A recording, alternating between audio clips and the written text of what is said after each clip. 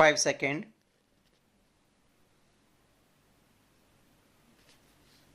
Start. Prime Minister Carney, Your Excellencies, Namaskar. I express my heartfelt gratitude to Prime Minister Carney for extending us an invitation to the G7 summit and for our wonderful welcome. I congratulate all our friends on the historic occasion of the completion of 50 years of the G7 group. Ensuring energy security for future generation is one of our biggest challenges.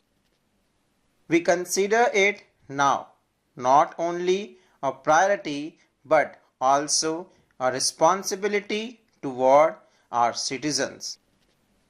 Moving toward on the basic principles of availability, accessibility, affordability and acceptability, India has chosen the path of inclusive development. Today, almost all homes in India have an electricity connection. India has one of the lowest per unit electricity cost. Despite behind the world's fastest growing major economy, India has completed its Paris commitment ahead of time. We are also moving rapidly towards the goal of net zero by 2070. Currently, renewable energy accounts for about 50% of our total installed capacity. We are moving steadfast towards the target of 500 gigawatt of renewable energy by 2030. We are focusing on green hydrogen, nuclear energy, ethanol blending for clean energy. We are inspiring all the countries of the world to move towards a green and sustainable future. Towards this, we have introduced global initiatives like the International Solar Alliance Coalition for Disaster Resilient Infrastructure, Mission Life, Global Biofuels Alliance, One Sun, One World, One Grid. It is essential for all countries to move forward together towards energy transition. We must move forward with the spirit of not I but us. Unfortunately, the countries of the global south are having to bear the maximum impact of uncertainty and conflicts. No matter where the tension is in the world, these countries are the first to be affected by food, fuel, fertilizer and financial crisis. Masses, materials, manufacturing and mobility also get impacted. India considered it its responsibility to bring the priorities and concern of the global south to the world stage. We believe that as long as double standards persist in any form, sustainable and inclusive development of humanity shall remain out of reach. I would like to draw your attention to another grave issue, terrorism.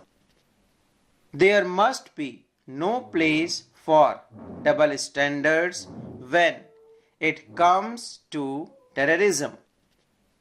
Recently, India faced a brutal and cowardly terrorist attack. The terrorist attack that took place on April 22 was not just an assault on Pahalgam but a direct attack on the soul, identity, and dignity of every Indian. It was an assault on all humanity. I express my sincere gratitude to all friends who condemned the attack in the strong terms and extended their heartfelt condolences. Terrorism is the enemy of humanity. It stands in opposition to all nations that uphold democratic values. Unity in the fight against terrorism is imperative. Unfortunately, our own neighborhood has become breeding ground for terrorism. For the sake of global peace and prosperity, our thinking and our policies must be extremely clear, and country that supports terrorism must be held accountable and made to pay the price. Unfortunately, however, the reality is quite the opposite. On the other hand, we are quick to impose various sanctions based on our own preferences and interests. On the other hand, nations that openly support terrorism continue to be rewarded. I have some serious questions for those present in this room. Are we truly serious about addressing terrorism?